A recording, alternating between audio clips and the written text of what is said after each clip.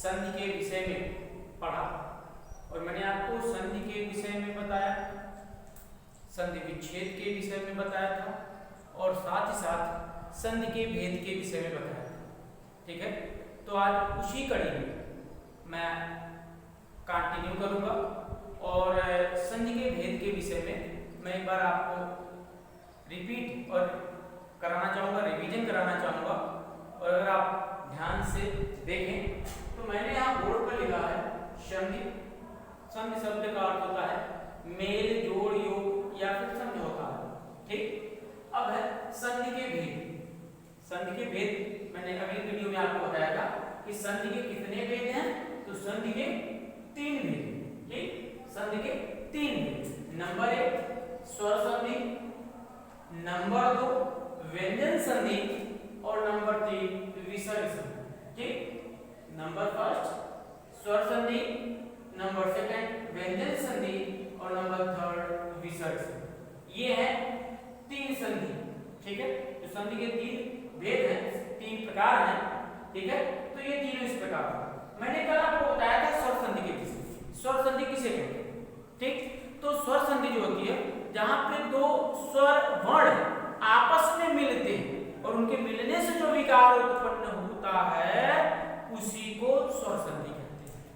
ठीक, जैसे मैंने पहले भी आपको बताया कि आ और ई मिलकर के ए बनते हैं, आ उ मिलकर के ओ बनते हैं, ई मिलकर के बड़ी ई बनते हैं।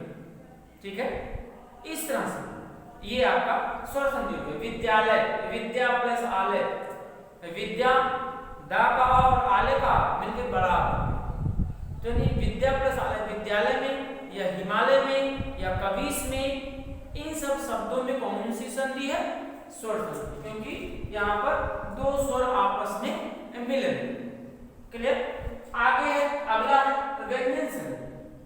ठीक, व्यंजन संधि में मैंने आपको बताया था कि व्यंजन संधि में पहला वर्ण जो वो व्यंजन होता है, अर्थात व्यंजन के साथ व्यंजन या व्यंजन के साथ स्वर आपस में मिलकर जो विकार उत्पन्न करते हैं उसे ही व्यंजन संधि कहते हैं। ठीक, जैसे सदाचार, सत प्लस आचार, सत प्लस आचार, ता व्यंजन, आचार का आ यानी स्वर। तो हमने आपको क्या बताया कि व्यंजन के साथ व्यंजन या व्यंजन के साथ स्वर मिलते हैं। ठीक, तो इनके मिलने से जो विकार उत्पन्न होता है उसी को व्यंजन संधि कहते हैं। क्लियर? अब आगे विसर्ग संधि। हमने आपको बताया था विसर्ग यानी अंग अनुस्वार होता है और विसर्ग है, तो अर्थात विसर्ग के साथ व्यंजन वर्ण मिले या व्यंजन के साथ स्वर वर्ण मिले और उनके मिलने से जो विकार उत्पन्न होता है उसी को हम विसर्ग संधि कहते हैं। जैसे इसका एग्जांपल देखिए, मनः प्लस हर, मनः प्लस हर। ठीक है, यानी यहां देखिए, यहां पे आपका क्या होगा? विसर्ग हो गया और ये आपका व्यंजन। ठीक है, ये तो हमने आपको क्या बताया कि विसर्ग संधि में विसर्ग के साथ या तो व्यंजन मिलता है या फिर विसर्ग के साथ स्वर मिलता है। ठीक, तो उनके मिलने से जो विकार या परिवर्तन उत्पन्न होता है वहां पर क्या होता है? विसर्ग संधि। ठीक, मना प्लस हर बराबर मनोहर। क्लियर? मना प्लस हर मनोहर, मना प्लस जा, मना प्लस जा। देखिए, मना प्लस जा बराबर क्या होगा?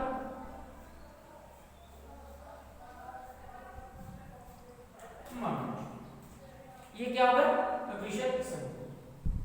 तो मैं आपसे अपेक्षा करता हूँ, आशा करता हूँ कि अभी तक जो मैंने आपको बताया, पढ़ाया, वो सभी चीजें आपको बहुत ही भली प्रकार से समझ में आ गई होगी। ठीक है, तो आप बिल्कुल इत्मीनान से, पूरी समझदारी के साथ आप अपनी परीक्षा की तैयारी करेंगे। ठीक, अब आगे हम देखेंगे। ठीक है, अब यहाँ आपने देखा संधि, संधि के भेद 3। ठीक है, कौन कौन से? स्वर संधि, व्यंजन संधि, विसर्ग संधि। अब इसमें सबसे पहले हम बात करेंगे स्वर संधि। ठीक है, सबसे पहले किसकी बात करेंगे? स्वर संधि। तो आइए हम देखते हैं पहले संधि स्वर संधि।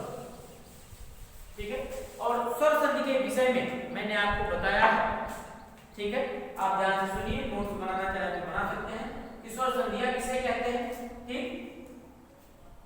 स्वर संधि जहां पर दो स्वर वर्ण, जहां पर दो स्वर वर्ण आपस में मिलते हैं, जहां पर दो स्वर वर्ण आपस में मिलते हैं और उनके मिलने से जो विकार उत्पन्न होता है उसी को क्या कहते हैं?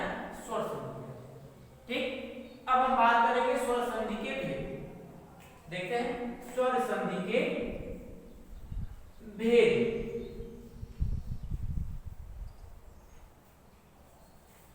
स्वर संधि के भेद तो यहां है स्वर संधि के, स्वर संधि के 5 भेद हैं। क्लियर हो? हम बात कर रहे हैं स्वर संधि के भेद के विषय में। तो स्वर संधि के कितने भेद हैं? स्वर संधि के 5 भेद। क्लियर? नंबर 1 आपका है दीर्घ, दीर्घ स्वर संधि, दीर्घ स्वर संधि। क्लियर? दूसरा गुण स्वर संधि, दूसरा आपका है गुण स्वर संधि। तीसरा वृद्धि, वृद्धि स्वर संधि। तीसरा आपका है अवृद्धि स्वर संधि। चौथा, चौथा यण स्वर संधि। और पांचवा है, ठीक है, अयाधि, अयाधि स्वर संधि। ठीक है, स्वर संधि के कितने भेद हैं? जब संधि के भेद पूछेगा, बच्चों गौर कीजिएगा, जब संधि का भेद पूछेगा तो संधि के 3 भेद हैं। नंबर 1 स्वर संधि, नंबर 2 व्यंजन संधि, नंबर 3 विसर्ग संधि। लेकिन अब अगर पूछ ले कि स्वर संधि के कितने भेद हैं, तो स्वर संधि के 3 भेद। ठीक,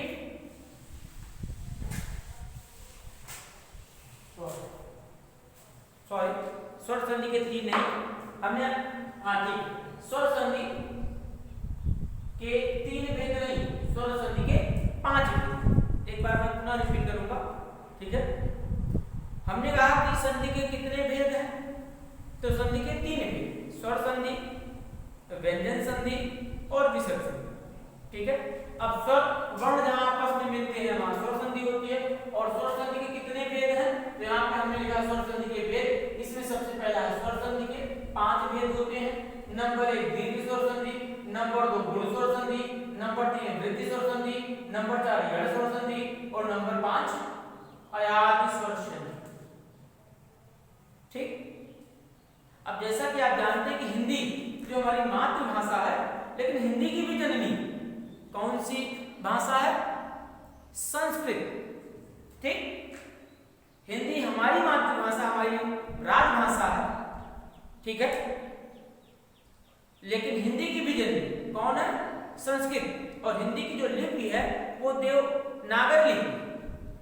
ठीक है, जिसको बाएं से दाएं हम लोग लिखते हैं। क्लियर? अब ये जब हमने कहा कि हिंदी की जननी संस्कृत है, तो अगर बच्चों आप हिंदी के साथ साथ आप कह सकते हैं कि संस्कृत के संधियों को भी बाखूबी समझ सकते हैं या बाखूबी जान सकते हैं। थोड़ा बहुत अंतर होता है, ठीक है। लेकिन अब मैं संस्कृत की बात नहीं कर रहा हूं, लेकिन इसके माध्यम से अगर संस्कृत की संधियों में इनसे आपकी मुलाकात होती है तो इनके माध्यम से आप संस्कृत के दिए गए प्रश्नों को भी आप भली प्रकार से हल कर सकते हैं, ठीक है, क्योंकि रूल वही है, ठीक। अब जैसे हमने लिखा है कि स्वर संधि के 5 भेद हैं, इसमें सबसे पहला है दीर्घ स्वर संधि, ठीक है। और दीर्घ स्वर संधि को संस्कृत में अगर लिखा जाए तो लिखते हैं अका अका सवर्णे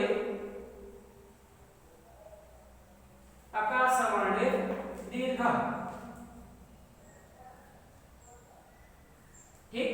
देखिए दीर्घ स्वर संधि को क्या लिखा जाता है संस्कृत में, या संस्कृत में इसका सूत्र क्या है दीर्घ संधि का, अका सवर्णे दीर्घ, अका सवर्णे दीर्घ, ठीक है, अका सवर्णे दीर्घ, ठीक। अब दूसरा आपका है यण संधि, क्लियर, यण संधि, ई को यणच, चलिए इसको बता देते हैं, ई को यणच, ई को यणच, ठीक। यण स्वर संधि को संस्कृत में क्या कहेंगे, ई को यणच, ठीक है। अगला आपका है गुण सर चंद अदगुणा,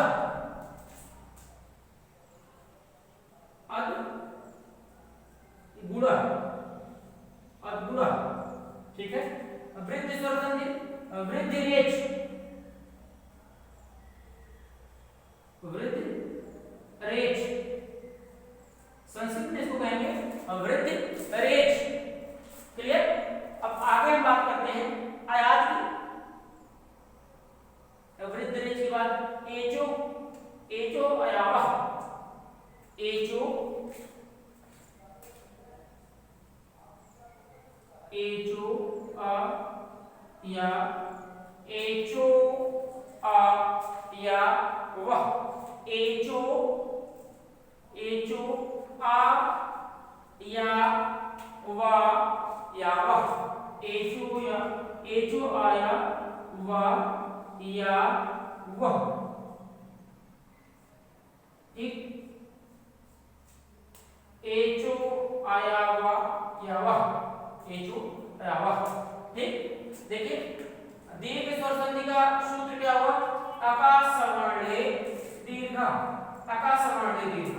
दूसरा गुण स्वर संधि अदगुणा, वृद्धि स्वर संधि वृद्धि रेच, तीसरा यण स्वर संधि इको यणच, और आयात स्वर संधि को संस्कृत में कहते हैं एचो अयावा यावा, एचो अयावा, ठीक। तो ये हो गई स्वर संधि की जो 5 भेद थे, हिंदी में इनका नाम और संस्कृत में इनका सूत्र आप कह सकते हैं कि संस्कृत में इनको क्या कहते हैं। हिंदी में दीर्घ स्वर संधि, हिंदी में दीर्घ स्वर संधि, संस्कृत में अका सवर्णे दीर्घ, हिंदी में गुण स्वर संधि, संस्कृत में अदगुणा, हिंदी में वृद्धि स्वर संधि, संस्कृत में वृद्धि रेच, हिंदी में यण स्वर संधि, संस्कृत में इको यणचि, और चौथा आयात स्वर संधि तो एचो अयावा, ठीक। ये आपका हो गया स्वर संधि के भेद, ठीक है। अब इसमें से मैं एक एक करके आपको विस्तृत रूप से विस्तार में बताऊंगा, आप समझने का प्रयास कीजिएगा। कोई ऐसी बात जो आपके समझ में नहीं आती है तो आप कमेंट करके आप बता सकते हैं, ठीक है। अगर आप YouTube के माध्यम से देख रहे हैं तो आप सब्सक्राइब भी कर लीजिए, ठीक है, जिससे कि बराबर शेयर भी कीजिए, जिससे कि जो भी मैं आपके चैनल पर या अपने चैनल पे वीडियो डालूंगा आप तक अपने आप स्वतः पहुंचता रहेगा, आपको सर्च करने की जरूरत नहीं पड़ेगी। तो आइए देखते हैं एक एक करके। सबसे पहले हम बात करते हैं दीर्घ स्वर संधि, जिसका सूत्र है आकाश वर्णे दीर्घा। ठीक, इसको आप लोग पिछली कक्षाओं में भली प्रकार से पढ़ चुके हो। ठीक बच्चों, यहाँ पर मैं आपको कोई नई चीज नहीं बता रहा, बल्कि आपके कॉन्सेप्ट को मैं क्लियर करने का प्रयास कर रहा हूं। ठीक, तो जो अभी तक आप नहीं समझ पाए हैं या अभी तक आपको जो डाउट है, वो आज आपका डाउट बिल्कुल पूरी तरीके से क्लियर हो जाएगा। आज के बाद कभी भी संधि में आपको कोई दिक्कत नहीं होगी, बशर्ते कि आप जितनी भी मैं बातें आपको यहाँ पे बता रहा हूँ उसको आप ध्यान से सुने, समझें और नोट करें। ठीक, तो पहला है दीर्घ स्वर संधि, सूत्र है आकाश वर्णे दीर्घा।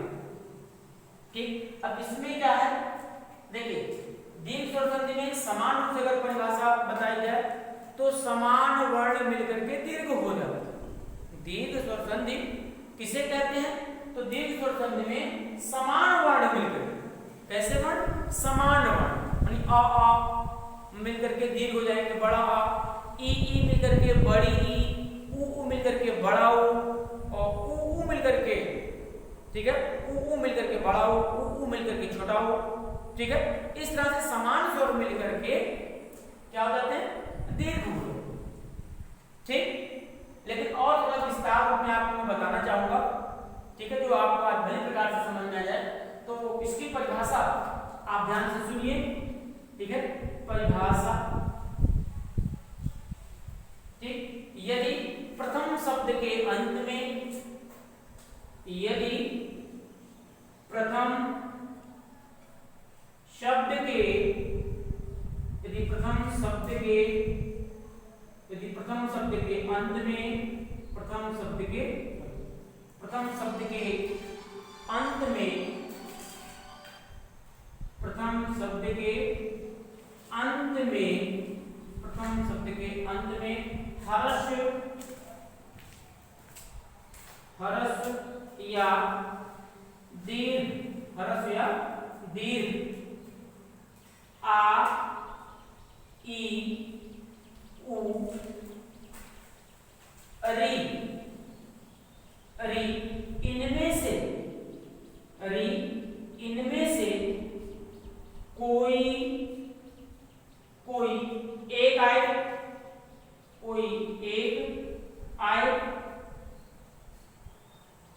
और दूसरे शब्द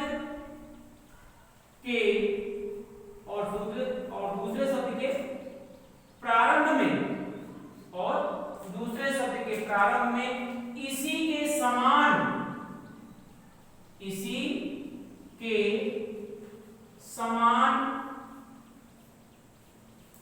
के समान और दूसरे शब्द के प्रारंभ में इसी के समान, अर्थात हरस्व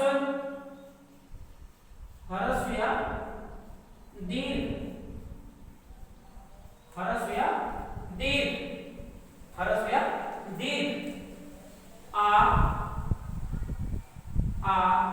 ई, ऊ, री, इनमें से कोई एक है। देखिए मैं रिपीट कर रहा हूं।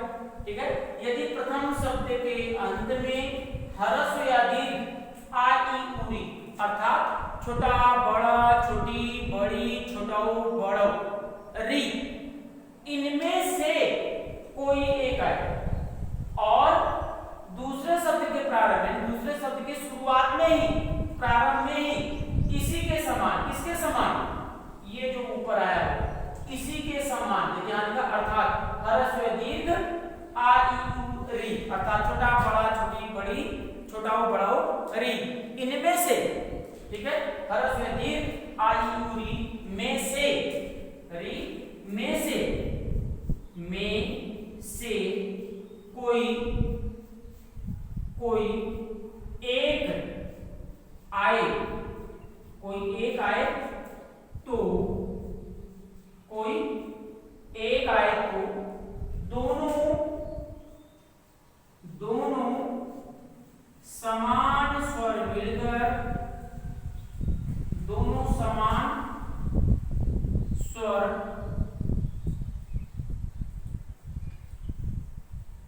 मिलकर, दोनों समान स्वर मिलकर दीर्घ, दोनों समान स्वर मिलकर दीर्घ हो जाते हैं।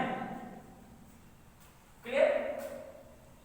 देखिए मैं आपको क्या बता रहा हूं, दीर्घ स्वर संधि, जिसको संस्कृत में कहते हैं आकाशवर्णे दीर्घा, आकाशवर्णे दीर्घा। अर्थात अब उसी को हिंदी में कहूंगा, इसकी परिभाषा मैं यहाँ पे दे रहा हूं कि यदि प्रथम शब्द के अंत में, क्योंकि संधि दो वर्णों का मेल और वो वर्ण सार्थक शब्दों में आते हैं, ठीक है, तो मैं उस शब्द की बात कर रहा हूं। जैसे एग्जांपल मैं आपको एक यहाँ पे दे दूं, देखिए यहाँ पे आप ध्यान से देखेंगे ऊपर की साइड में, यहाँ नीचे परिभाषा, ऊपर में एग्जांपल के माध्यम से आपको बताने का प्रयास करूं, ठीक है। जैसे है एक आपसे बिल्कुल परिचित example Vidya plus I, Vidya plus I है ना। विद्या का अर्थ होता है ज्ञान, आलय का अर्थ भवन, तो ज्ञान का भवन ही क्या कहलाता है, विद्यालय है, ठीक। अब परिभाषा पे आप गौर करें, परिभाषा में क्या दिया है, ठीक है। परिभाषा पे अगर आप गौर करें तो परिभाषा कहते हैं कि यदि प्रथम शब्द के अंत में, यदि प्रथम शब्द के अंत में, तो अब इन दो शब्दों में प्रथम शब्द कौन होगा, बाएं से दाएं लिखते हैं ना, तो इसमें प्रथम शब्द ये होगा, ठीक, प्रथम शब्द ये होगा। अब परिभाषा हमारी क्या कहती है कि यदि प्रथम शब्द के अंत में, अर्थात इस प्रथम शब्द के अंत में या प्रथम शब्द के अंतिम वर्ण में, आप ये भी कह सकते हैं प्रथम शब्द के अंतिम वर्ण में या प्रथम शब्द के अंत में ह्रस्व या दीर्घ, ह्रस्व या दीर्घ क्या है, आ ई पूरी है, तो प्रथम शब्द के अंत में यानी अंतिम वर्ण में कौन सा स्वर आया, आप उच्चारण करें विद्या, विद्या में बड़ा आ है ना, तो बड़ा आ को हम बाहर निकालेंगे, ठीक। जब इसको हम बाहर निकालते हैं, ये बड़ा बाहर निकल गया, ठीक। अब ये क्या बन गया, तो हलंत लगा करके, जब हलंत लग जाता है किसी भी वर्ण में तो वो स्वर रहित तो होता है, अर्थात आधा होता है। तो हमने क्या कहा कि यदि प्रथम शब्द के अंत, प्रथम शब्द के अंत में ह्रस्व या दीर्घ आ ई उ री, अर्थात छोटा बड़ा, छोटी बड़ी, छोटा बड़ा री, इनमें से कोई एक है तो क्या आ गया, बड़ा आ गया, हमने इसको बाहर निकाल लिया। अब नई कंडीशन में नई स्थिति में विद्या प्लस आ, क्लियर, और यानी इनमें से कोई एक आ गया, और दूसरे शब्द के प्रारंभ में, तो दूसरा शब्द आलय है, तो दूसरे शब्द का प्रारंभ में शुरुआत में ही कौन सा स्वर है, यहाँ बड़ा आ, बड़ा आ, क्लियर, बड़ा आ। देखिए रिपीट कर रहा हूं, यदि प्रथम शब्द के अंत में ह्रस्व या दीर्घ आ ई ऊरी में से कोई एक आए और दूसरे शब्द के प्रारंभ में, और दूसरे शब्द के प्रारंभ में उसी के समान, इसके जो यहाँ पे आया है उसी के समान ह्रस्व या दीर्घ, छोटा बड़ा, छोटी बड़ी, छोटा बड़ा, इनमें से कोई एक आता है, तो दोनों समान स्वर मिलकर के, दोनों समान स्वर मिलकर के, दोनों समान स्वर मिलकर के, अब यहाँ छोटा भी हो सकता था, बड़ा भी है, बड़ा भी छोटा भी है, जिसको हम ह्रस्व और दीर्घ आ कहते हैं, लेकिन मैं आपको बिल्कुल बोलचाल की भाषा में बताने का प्रयास कर रहा हूं, ठीक है, जो आपको बहुत अच्छे तरीके से समझ में आए, ठीक। तो अब समान वर्ण मिलकर यहाँ क्या लगाते हैं, तो देखिए प्रथम शब्द के अंत में ह्रस्व दीर्घ आया है, द्वितीय शब्द के प्रारंभ में ह्रस्व दीर्घ आया है, तो दोनों समान स्वर मिलकर के क्या हो जाते हैं, दोनों समान स्वर मिलकर के दीर्घ हो जाते हैं। तो बड़ा आ प्लस बड़ा मिलकर के यहाँ बनाएंगे बड़ा, इसको पूर्वज लिखेंगे विद प्लस आ प्लस ले, है ना। अब बच्चों संधि किसे कहते हैं, एक पंक्ति में बताइए, बोलिए, हाँ वही क्या, वर्णों के मेल को संधि कहते हैं, वर्णों के मेल को संधि कहते हैं। क्लियर? आइए अब क्योंकि वर्णों का मेल है और प्लस का मतलब ही जोड़ होता है, मेल होता है ना, जुड़ना, तो विद प्लस आ, यानी जब यहाँ पे वर्ण आपस में मिलेंगे, ठीक है, इस धा में आ जुड़ेगा तो ये क्या हो जाएगा, देखिए यहां मैं लिख दे रहा हूं यहां, ठीक, जब ये इसके साथ मिलेगा तो ये हो गया, ये जो आधा था वो पूरा और बड़ा हो गया और प्लस इसके साथ प्लस क्या लगा हुआ है, लय लिखा, तो ठीक, इस तरह से क्या बन गया, विद्यालय। क्लियर हुआ? चलो एक एग्जांपल हम और देखें। मैं शब्द बोल रहा हूं और मैं करूं उससे पहले फटाफट अपनी इसी तरह से कुछ करके मुझे दिखा तो नहीं सकते हैं, कमेंट कर सकते हैं, ठीक है, कि आपका आ गया कि नहीं आया, समझ में बात आई कि नहीं आई, ठीक है, तो आप फटाफट करके और इसी से तुलना कीजिए, मैं जो करने जा रहा हूं उससे आप करेंगे, ठीक है। यहां देखिए दिया है कविस, ठीक, और मैंने आपसे कल कहा था कविस के विषय में, जो मैंने पढ़ाया था पिछले वीडियो में, कल का था पिछले वीडियो में, ठीक है, तो उसमें मैंने आपको कहा था कि इसके विषय में मैं आपको विस्तृत रूप से बताऊंगा, ठीक है, तो आप इसके विषय में प्रयास कीजिए, मैं आपको बता रहा हूं, ठीक। आइए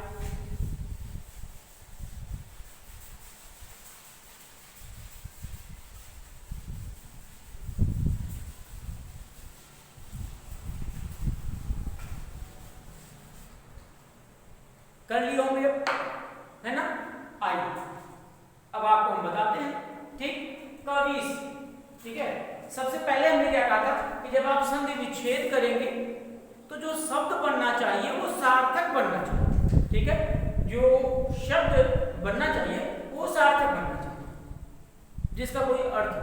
लेकिन अब ये हमको कैसे पता कि कौन सा शब्द सार्थक है, निरर्थक है, हमको कैसे पता? तो उसके लिए आपको अधिक से अधिक ज्ञान अर्जित करना पड़ेगा, तभी आप क्लियर कर पाएंगे कौन सा सार्थक है और कौन सा निरर्थक है, ठीक। तो कविस जो एक संधि युक्त शब्द है, इसका हम विच्छेद करेंगे, ठीक है, क्या करेंगे, तो विच्छेद करेंगे। क्लियर? आइए देखते हैं, देखिए कविस है, इसका हम विच्छेद करेंगे कविधनीस, ठीक है, कविधन ईश। कविस शब्द का सही संधि विच्छेद क्या होगा, कविधनीस, कविधनीस नहीं, कविधनीस, कवि माने कवि तो कविता करता है, ईश माने श्रेष्ठ, कवियों में जो श्रेष्ठ है वही कविस है। अब इसको हम क्या करेंगे, ये संधि युक्त शब्द था, इसका हमने विच्छेद किया। अब मैं जो आपको पिछला भी नियम बताया उसके आधार पर इसको हम संधि करेंगे। परिभाषाओं को आप अपने दिमाग में धीरे धीरे लाइए। हमने क्या कहा था कि यदि प्रथम शब्द के अंत में या प्रथम शब्द के अंतिम वर्ण में, प्रथम शब्द के अंतिम वर्ण में क्या है, ह्रस्व या दीर्घ, आ ई ऊरी, अर्थात छोटा बड़ा, छोटी बड़ी, छोटो बड़ो, री, इनमें से कोई एक आए तो कवि अंतिम वर्ण वी में कौन सा स्वर है, छोटी, गुड, छोटी है, तो हो गया कव धन ई, कव धन ई। जब इसको जोड़ेंगे तो इस रूप में बन जाएगा, ठीक। तो हमने क्या कहा, यदि प्रथम शब्द के अंतिम वर्ण में ह्रस्व दीर्घ आ ई ऊरी में से कोई एक आए और दूसरे शब्द के प्रारंभ में, दूसरे शब्द के प्रथम वर्ण में, तो दूसरे शब्द का प्रथम वर्ण ई, ठीक है, इसको हम निकाल देते हैं या प्लस ई, ठीक है, ई निकल गया, बचा क्या, शब्द। प्रथम शब्द के अंत में ह्रस्व दीर्घ आ ई ऊरी में से कोई एक आए और द्वितीय शब्द के प्रारंभ में उसी के समान, जैसा इसमें तो वहां पे दीर्घ स्वर संधि नहीं होगी बल्कि कोई दूसरी संधि हो जाएगी। और हम यहाँ अध्ययन क्या कर रहे हैं? दीर्घ स्वर संधि। ठीक, तो प्रथम शब्द के अंत में हर्ष दीर्घ आ ई उ में से कोई एक आए और द्वितीय शब्द के प्रारंभ में उसी के समान हर्ष दीर्घ आ ई उ में से कोई एक आए। तो दोनों समान स्वर मिलकर के क्या हो जाते हैं? दीर्घ हो जाते हैं। दीर्घ स्वर संधि ना, तो दोनों समान स्वर मिलकर के दीर्घ। हरस्व हरस्व दीर्घ, दीर्घ दीर्घ दीर्घ, हरस्व दीर्घ दीर्घ, दीर्घ हरस्व दीर्घ।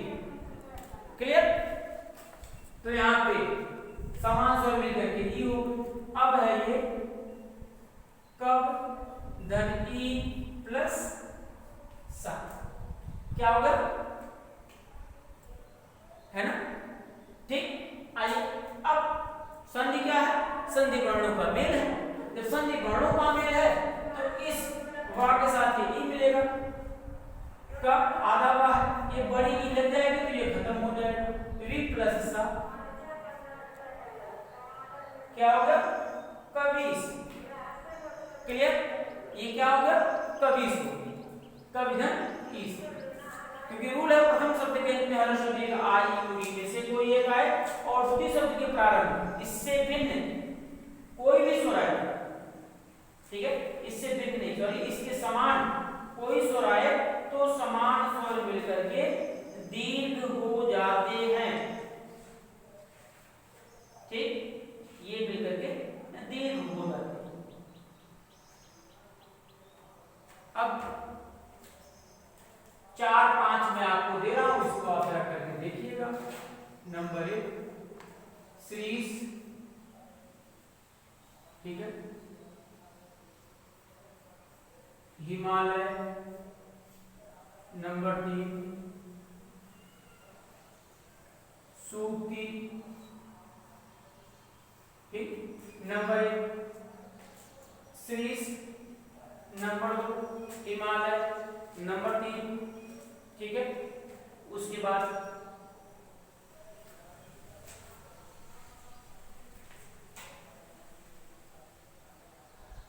लघुर्वी।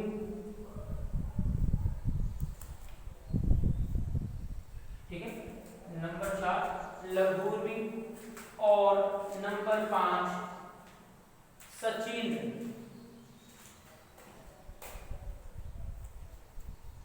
सचिन,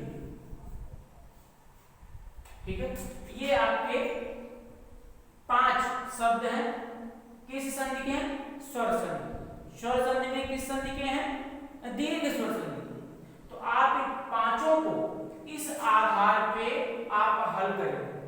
किसी भी स्तर का आप पेपर देने जा रहे हैं, high school, inter, computer, SSC level की।